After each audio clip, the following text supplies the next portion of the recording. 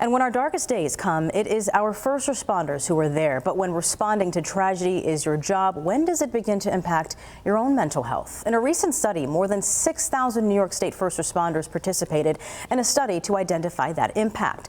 The study suggests of those 6,000, more than half say that they experience high levels of stress, burnout, and mental health challenges.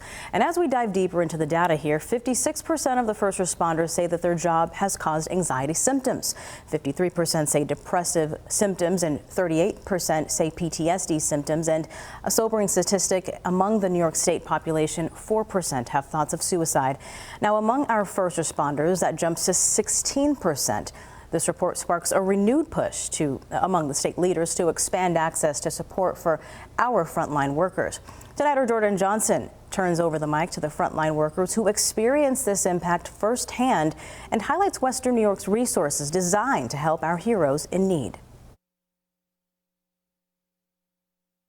Constant panic attacks, constant worry, waking up in the morning, shaking, and just a constant panic throughout my full day.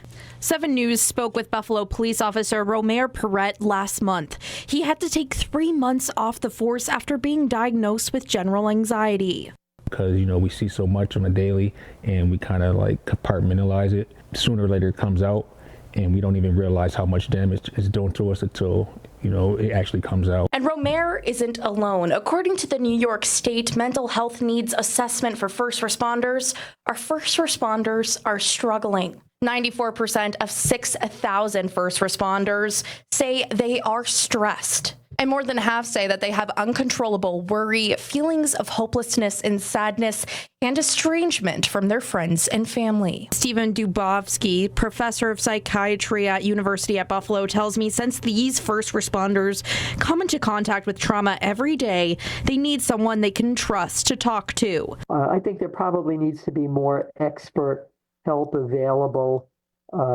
especially for preventing post-traumatic stress disorder, dealing with family interactions, and dealing with substance issues.